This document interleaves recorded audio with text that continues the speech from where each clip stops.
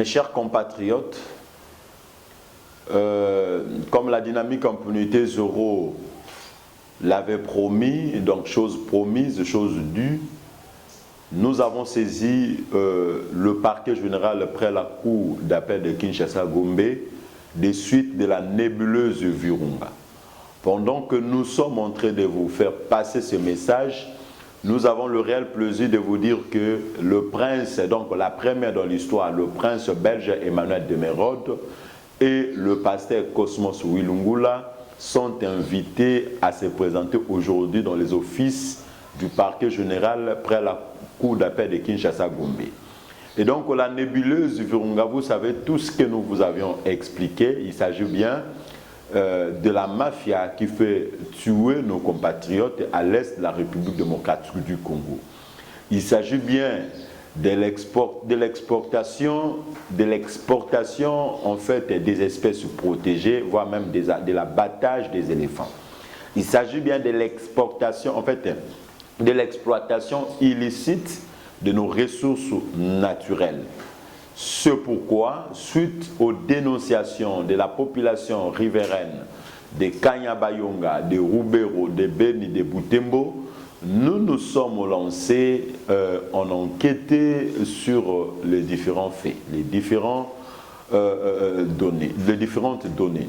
Nous avions pu documenter des éléments en fait, de preuves qui aujourd'hui, devant le cours des tribunaux, nous seront invincibles. Et donc, pendant que nous sommes en train de parler ici, les deux personnalités seront devant le parquet général près la cour d'appel de Kinshasa-Gombe. Bien souligné qu'il s'agit aussi, en fait, de toute une entreprise criminelle. Derrière ces deux personnalités que nous avions alléguées devant la justice, il y a l'Union européenne, il y a des entreprises privées, il y a des généraux, il y a donc toute une liste de gens qui sont cités dans ce dossier, qui endeuillent plusieurs familles à l'est de la République démocratique du Congo. Devant vous ici, nous vous signalons que les massacres de l'Est, au-delà de la dimension politique, il y a la dimension économique que nombreux ignorent. Il y a les aspects purement économiques que plusieurs d'entre nous ignorent. Le Rwanda qui collabore avec les multinationales, il faudrait noter qu'ils ne visent pas nos terres, ils visent nos richesses pour faire développer leur petit pays, le Burundi, le Bouganda, etc.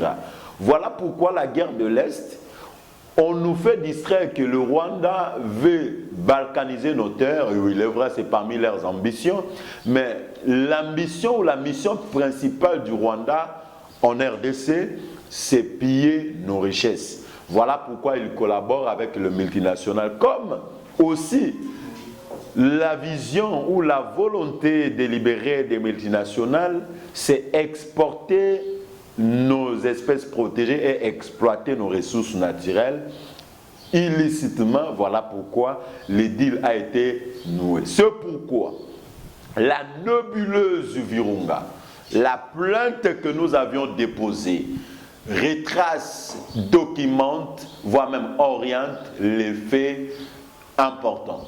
Et donc, ce qui nous pousse à dire, pendant que nous sommes en train de passer par devant votre caméra ici, que les choses sont en train d'être orientées de façon positive. Donc, le combat commence. Comme nous l'avions dit, le vrai combat commence. Et la vérité sur la nébuleuse Virunga serait bien au grand public. Et la vérité qui fait tuer nos compatriotes à l'Est sera bien au grand public. Et c'est maintenant le temps. C'est maintenant ou jamais. Voilà pourquoi nous vous appelons nombreux de s'abonner dans nos différentes pages pour suivre l'actualité sur la nébuleuse Virunga de près. Suivre l'actualité sur la nébuleuse Virunga de tout proche. Abonnez-vous sur nos différentes chaînes YouTube, abonnez-vous sur nos différentes chaînes, nos différentes pages Facebook, abonnez-vous abondamment pour nous suivre de tout près. Alors nous allons encore parler de la publication du gouvernement. La publication du gouvernement et son installation. Pas plus loin que avant-hier, vous avez suivi la publication du gouvernement par le président, en fait le premier ministre Sama Lukonda et le président de la République Félix Tshisekedi Antoine Tshilombo. Vous avez suivi sa publication. Mais il y a un groupe de députés jamais entendus dans l'histoire qui se disent être députés révolutionnaires. Jamais entendu. Et donc, je ne sais pas si dans leur souhait, ils veulent à ce que nous ayons un gouvernement de 500 députés. Nous ayons un gouvernement de 500 vice-ministres remplis de députés nationaux. Alors que la mission principale que nous votons, les députés nationaux, n'est pas en fait pour aller participer au gouvernement. Nous votons un député, c'est pour aller voter les lois et contrôler l'action du gouvernement, voire même les entreprises publiques, les établissements publics.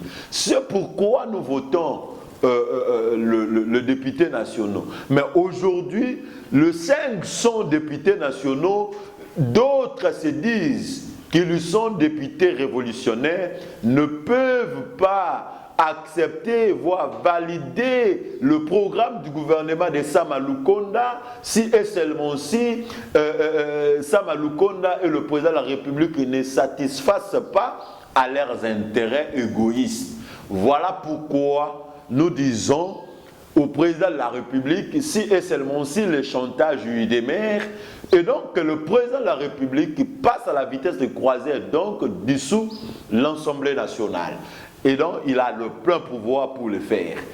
Alors, nous demandons quant à ce, au cas où le gouvernement Sama Lukonda serait bien entendu installé, devrait, parce que dans le sens de satisfaire les desiderata de la population congolaise meurtrue, tant longtemps meurtrue, de satisfaire aux aspects sociaux que pleure et gémisse le peuple congolais, de satisfaire à l'intérêt général, à l'intérêt commun, et que nous n'ayons pas un gouvernement budgétivore comme nous l'avions connu dans l'État précédent, que nous n'ayons pas un gouvernement qui serait là en train de se servir sur un plateau comme s'il était lui le prince. Le peuple souverain pleure, le peuple souverain veut à ce que ses intérêts soient satisfaits. Le peuple souverain veut que le gouvernement Sama Lukonda travaille au profit de l'intérêt général. Le peuple congolais veut que le gouvernement Sama Lukonda se lance pour l'instauration de la paix et la sécurité à l'est de la République démocratique du Congo. Le peuple souverain veut que les choses aillent dans le sens du développement et du changement. C'est pourquoi nous sommes très mutilés. C'est pourquoi nous sommes derrière l'action de tout celui qui voudrait bien s'investir au travail pour le développement de la République démocratique du Congo. Je parlerai maintenant aux panafricanistes comme moi, je le suis. Voilà, aujourd'hui, je suis en basin. Je suis en basin, c'est pour pleurer un panafricaniste, Idriss Debetno. L'homme a commis des erreurs, oui, bien entendu, il a commis des erreurs. Mais au moins, il a dit la vérité aux colons. Il a dit la vérité à la France. Que tout ce que son pays a connu, c'est la France qui en est commanditeur. Tout comme tout ce que nous connaissons en République démocratique du Congo, c'est la Belgique qui en est commanditeur. Voilà pourquoi aujourd'hui, je demanderai au président de la République, Félix Tshisekedi, en sa qualité de président de l'Union africaine. Nous souhaitons bien que le gouvernement Sama Lukonda se démarque de précédents gouvernements. Nous souhaitons que l'action du gouvernement Sama Lukonda soit axée à la recherche de la satisfaction de l'intérêt général. Nous souhaitons que le gouvernement Sama Lukonda se focalise sur la paix et la sécurité à l'est de la République démocratique du Congo. Nous souhaitons que le gouvernement Sama Lukonda se focalise également sur le combat contre l'impunité et la corruption, qui est le blocage de la bonne gouvernance démocratique en République démocratique du Congo. Nous souhaitons que le gouvernement Sama Lukonda travaille pour qu'aujourd'hui la jeunesse ait du travail. Si aujourd'hui la jeunesse continue, et la jeunesse élite je parle, celle qui a étudié, qui a fait de bonnes études, continue à rester dans le couloir, en train d'acclamer pour les fameux politiciens, c'est parce que cette jeunesse n'est pas valorisée. Il est temps que le ministre de la jeunesse se focalise également sur de pareilles questions. Parce qu'on ne peut pas être ministre de la jeunesse sans parler des jeunes. On ne peut pas être ministre de la jeunesse sans soulever la question du chômage des jeunes. Et donc, ce gouvernement est bien reçu et n'a plus le temps à perdre. Déjà que l'État congolais, le peuple congolais a perdu beaucoup de temps, plusieurs mois ont été perdus des suites d'observation de la publication du gouvernement. Et aujourd'hui, ces peuples-là qui pleurent, dont sa souffrance est aiguë, n'a plus besoin de perdre même 2 minutes de ces gouvernements. Donc, ils doivent travailler pour que les choses changent. C'est pourquoi je félicite le président de la République pour avoir pensé à tous ces premiers gouvernements de l'Union sacrée. C'est un gouvernement de l'unité nationale. C'est un gouvernement de l'assemblage national. C'est un gouvernement qui va ou qui a pour mission d'unir tous les Congolais. C'est pourquoi nous remercions le président de la République. Nous félicitons également le Premier ministre Sama Lukonda. Nous lui conjurons d'avoir un grand courage parce que ce n'est pas facile. Rien ne sera facile pour lui.